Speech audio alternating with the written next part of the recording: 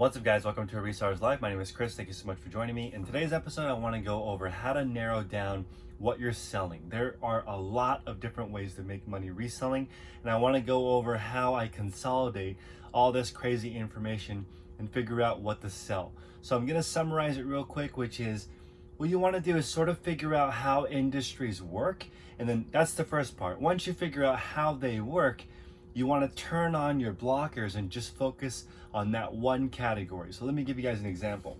This is the Nintendo Switch. It is the Animal Crossing edition, relatively rare. I joined a Discord group, a buy group, where they share different ideas on what to sell.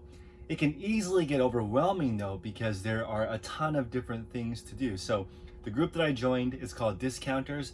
In the description below, you can join it. If you use code Daily Refinement, you get 10% off. How I recommend actually using a site like this is focus on one category at a time, sort of figure out how it works, and then only turn on notifications for that one type of category. Otherwise, it's going to get totally overwhelming. So as an example, Nintendo Switch is very easy to sell. There's no way you wouldn't sell 100% of your items every single month if you priced your items correctly. So what I sort of figured out is there's a good arbitrage if you have tax exempt. So it's really important to set that up. If you don't, the margins are going to be a lot smaller depending on what state you live in. These come in and out of stock. So if you look at what's called a monitor, it will tell you when the website restocks. So in this case, since these are selling pretty well locally for between $350 and $400, and I have tax exempt, I'm picking these up for $300. It's relatively easy money, and I'm also learning a lot about fake money. I'm learning a lot about Venmo. So I think just today I collected about, let's see, 800. I collected about $2,200 in cash, right? So a few things that I had to do was figure out, I got one of those pens that's in the car to mark the bills, which has been working super well. But also, I don't think I'm actually comfortable carrying around this type of cash. So I might move to only Venmo. I might move to only PayPal, friends and family. I might move to only Zelle. You need to figure out how that specific hustle works. There's a lot of different ways to do it. Back in the day, I sold Nintendo Wii Fit when I lived in New York City, and I got hustled once with fake money. And I watched a guy walk up to the ATM. I thought he was withdrawing money.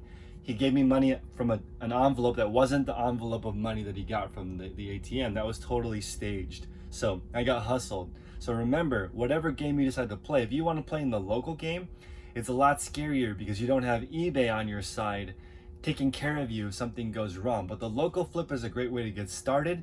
Also, kind of tax-free because you don't have to report it, but that's not how the IRS works. I always get these questions on, is it okay if I do under $20,000 and under 200 transactions on PayPal? Do I have to pay tax? Yes, you have to pay tax. So just because you collected cash or you don't report it doesn't mean you're not actually on the hook for that tax. Anytime you sell something for a profit, the difference between what you paid for and what you sell for, that amount is taxable. So don't worry about that 20,000 or 200 transaction thing. If you build a proper resale business, you're gonna make way more money than that. So it's worth it to set it up properly. So this game is, for me, the margins are relatively low. I would say the risk is relatively low, other than the fact that they're pretty expensive to start with. If you wanted to do something more like wholesale, so I found a denim supplier locally. And they sell denim of different ranges. They have denim that is all new without tags, denim that's all new, denim that's all pre-owned.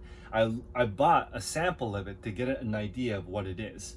There are also factory seconds, which is a totally different category. So I'm in the Bay Area, Levi's is here. So I'm sure a lot of the places where they sample or test different fabrics are here. I would guess that's why there are suppliers here that only sell Levi's. Very interesting. So I sort of got into it. I ordered a small sample of about 500 pairs. And I started thinking about, okay, do I want to do men's or women's? There's a way more women's jeans available, but since I'm a guy and I want to be able to describe the fit, I purchased all male for the sample. So I've got 501, 511, 550, 512, 513. I've got that series. Also, there's ones that are sold at Walmart, there's ones that are sold at Target. These are Levi's Signature, Levi's Denizen. So for me, starting to understand how this works gives me an idea if I want to get into that niche or not. So there's two different ways of looking at this. Are you a sheep or are you the goat? So I'm going to explain what I mean by that. If you are a sheep, you're just going to be running around doing what people tell you to do. That's like it's funny how they use sheep and goat, even though the animals themselves don't actually relate to this. But if you're a sheep, someone tells you to go out there and buy Nintendo Switches, and you run out and max out your credit card. Maybe you bought the wrong one. Maybe you bought one that can't be returned, and now you've actually lost money. It depends on what it is. So you have to understand what market you're in, how much it costs to ship all these items, the risks of every single industry you try. Don't be a sheep. What you want to be is a goat. And what goats do is they make the best of their situation in that moment. So Michael Jordan is considered the greatest athlete of all time, but he's definitely not the most athletic, and he's not the best scorer of all time. I would say without a doubt, if I was just looking for someone to score the ball, LeBron James or Kobe Bryant or Kevin Durant or hundreds of other players could maybe score. But in that moment, you would trust Michael Jordan because under that heavy duress or in that situation where it counts, he's the person that's totally focused in on that moment. And that's what you need to do. Pick a specific niche and put all of your energy on that and put your blinders on, because there are so many different ways to do this. There's also buying lots from other people. Now, remember, the cheaper the lot, the more dangerous it is, in my opinion, because you're just sort of buying what people don't want. If you are a large liquidator and you're buying directly from the manufacturer, you're buying gigantic $1 million lots, they are cherry picking the best stuff.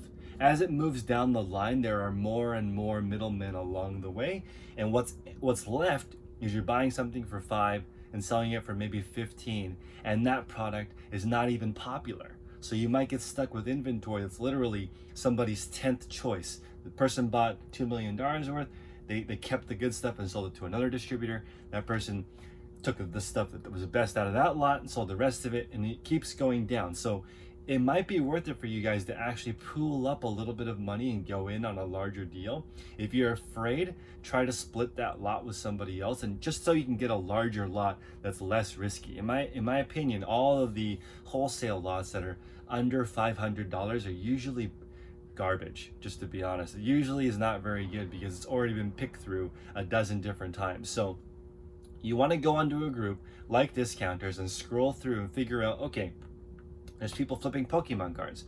There's people flipping sports cards.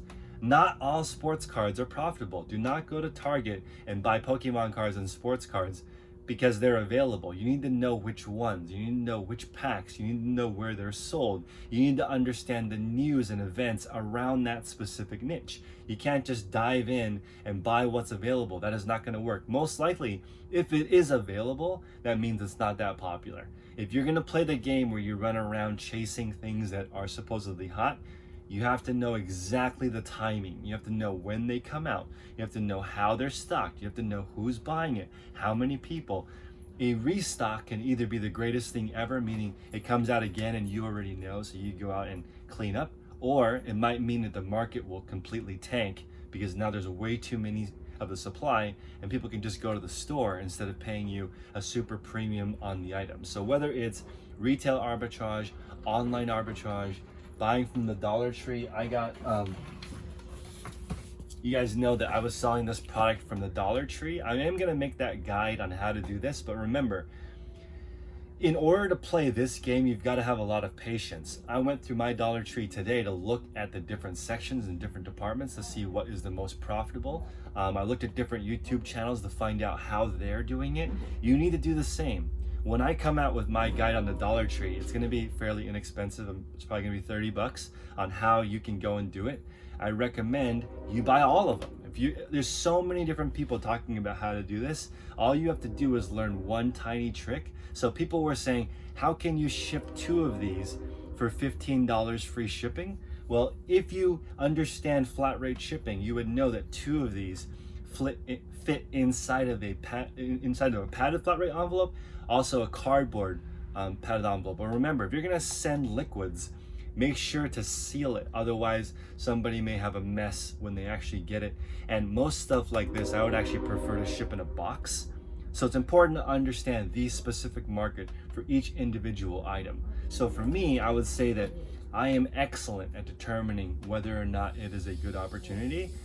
But that's just from repetition. That's from looking at so many different ways to earn money. That's like affiliate marketing, looking at YouTube, looking at eBay, looking at how people make money consulting, looking at how people make money as a plumber. All that stuff is interesting to me. I want to know how it works.